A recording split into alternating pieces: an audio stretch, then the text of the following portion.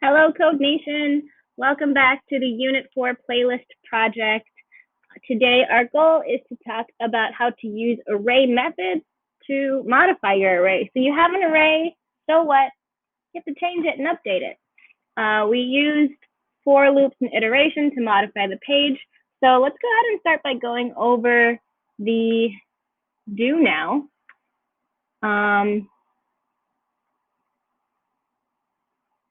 Let's see here.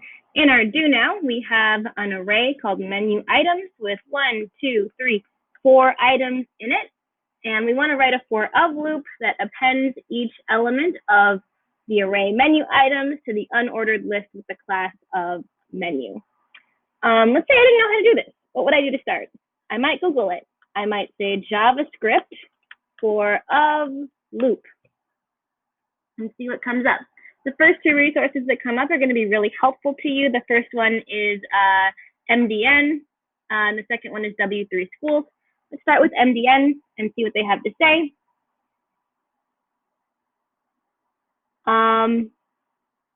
This example is pretty similar to what we're looking at. I see we have the keyword for here. Oh yeah, that rings a bell. Const is just another way of declaring a variable. So we want to declare a variable. And remember from last time, we can give it any name we want to. Of this array, we'll do something. So I'm just going to copy paste this to start. I'm going to use let instead of const because that's what I'm more familiar with. And I'm going to call my menu items just because I think it makes more sense given our context. And so now what this does is it logs these things to the console, but that's not really what we're trying to do. So I'm going to comment this out. What we want to do is append them to this list. And so maybe I've forgotten how to add something to the page. I might look for jQuery append HTML. If you're working with jQuery, the jQuery documentation is a really helpful resource to you. And so I see that there's a .append method, and I see an example here of how to use it. I'm selecting a class and then using .append to add that HTML to the page. So let's do it. I'm going to select my menu class, and I'm going to say .append. And I noticed I did it in quotes, so I'm just going to try that out. I have a list item, and it's called item. I need a semicolon at the end of the line. It's not quite right. So I'm going to use string interpolation. To finish this up for myself. And so that's the do now. We're taking 3 lines of code to do something that otherwise we would have had to do this line over and over again with our different menu items. So iteration is really helpful to you when you're working with arrays. And the other thing that's going to be really helpful to you when working with arrays is these different array methods. So what do we do when we don't know how to do something? Often what I do is I Google it. So the other day I locked myself out of my apartment, and what did I do? I Googled a locksmith. It was a great anecdote. Other things that you might do if you don't know how to do something is look at your slides or old projects. Those things are designed to help you. Everything that we learn builds on itself, and so we want you to see those things as a resource. You do have access to the CodeNation reference table, which should have all the syntax that you need to know. You're not expected to memorize anything. Nobody should ever really memorize anything in coding. It's just a matter of like, the more you practice, it'll kind of become second nature to you. But we don't expect you to memorize anything. Always use copy paste. It's your friend. That's what these examples are here for. You don't have to memorize the syntax is what I'm trying to say. Also in class, ask your classmates because they're a really important resource to you as you're learning. But also ask volunteers. They're also a really important resource to you as you're learning. If all three of those things fail and you are asking really sharp questions, I want to talk about how to go beyond what we're learning in class. How can you use Google to learn something when it comes to coding? This is something that software engineers do all the time. So in order to finish this project, you're going to be needing to use array methods. And so you always want to include the name of the language in your search, because you don't want to get results that are in Python syntax or C++ or Java syntax. We want to make sure we're including JavaScript as one of our search terms here. Maybe you want to figure out how to alphabetize an array in JavaScript. So what might we search for? Let's try JavaScript alphabetize array. I see it here in my history. How convenient. I see W3 schools. What's cool about W3 schools is that they often have let's try it for yourself button. So I'm seeing that the .sort method will do that. So in our pop code example, we can try this out here. Menu items dot sort.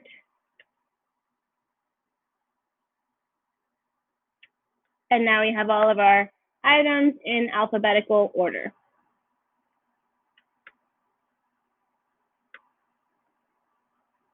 Another helpful property that you might use for your project is .length. You can use .length on a string like we see in this example here, but I think we want to use it on an array.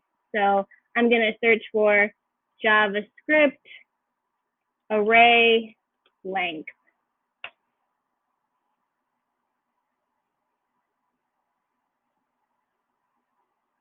JavaScript array length property. It's going to return the number of elements in the array, and it's going to give me a number. So let's try that here. Let's console.log menu items dot length. And I'm trying to make sure that I'm matching the syntax that I see on W3 schools. We get a number, it's 4. It's great. I love it. What else? So here in this example, just a quick check for understanding. We have this array called BFFs, and we want to console.log the length. We should get 1, 2, 3 as our result in the console. The other method that you're going to be using in this project is .push. Let's take a look and see how .push works. Let's say we have this menu items and we want to add something new to our menu. So we're going to say menu items .push. And let's add oysters to our menu. So you'll see in the console that now we have 5 items in our array and we've added oysters to our menu. So what it's doing is it's modifying the array. That's our goal in this project, is to modify an array. So in this example here, as another check for understanding, if we push Emily to this array, it'll have 1, 2, 3, 4 items, and there'll be Jill, James, Ashley, and Emily all in the same array, my BFFs. So I really invite you to check out the MDN documentation and maybe see if there are any array methods that you want to try out on this project or an older project that you've worked on in the past. And then when we come back, we will go over the guided practice.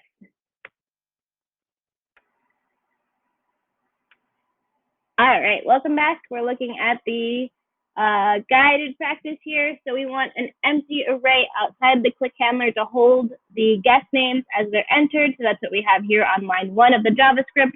When the user clicks add guest, we need to store the new name from the input into a variable and then push that value to the array.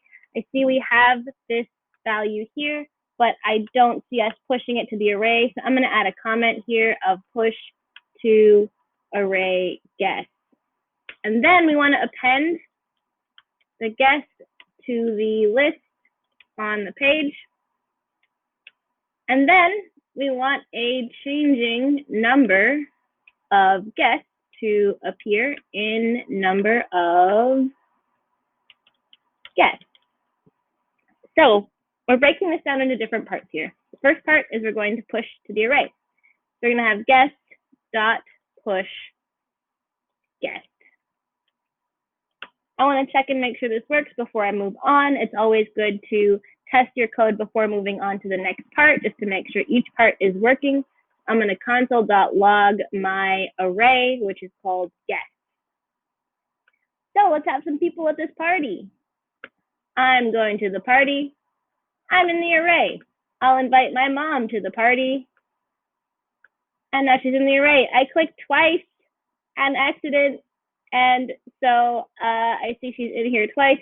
You might Google the .pop method. I can show it to you here. Pulls the first item,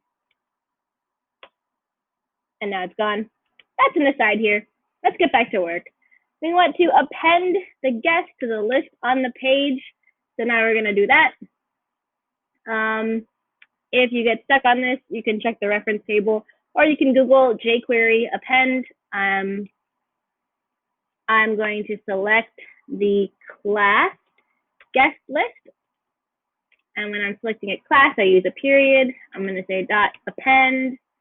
And I want to append the guest. I'm going to use my backticks, and I'm going to use string interpolation just like I did with the do now. I want to append the guest. And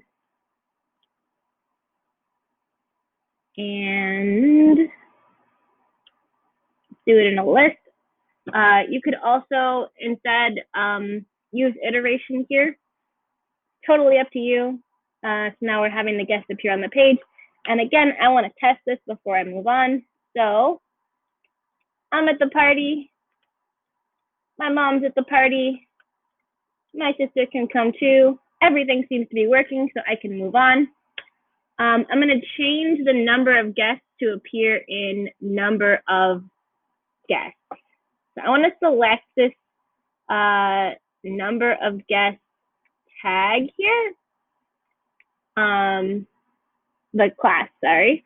So I'm going to select this class,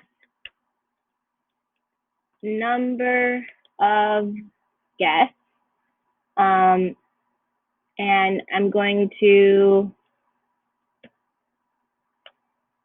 add guest dot length here. Let's see if that works. Hi, I have one guest at the party. It's me, there are two guests. My mom is coming. All right. And I see that the numbers are changing. So there are lots of different solutions to this guided practice. This is just mine. And so that's it for guided practice. And a little bit about how you might use these array methods. So for this project work time, we want you to add the song information to your list in the click handler. It's going to retrieve the input and push those new items to your song information arrays, whether it's your artist array or your song or your length or URL arrays. And then we want to display it to the screen in that click handler. So lots to do. We are not quite done with this project, but by the end of this work time, hopefully you'll have a good working MVP, and we'll talk about how to use objects to make your project a little fancier next time. So thanks for joining me.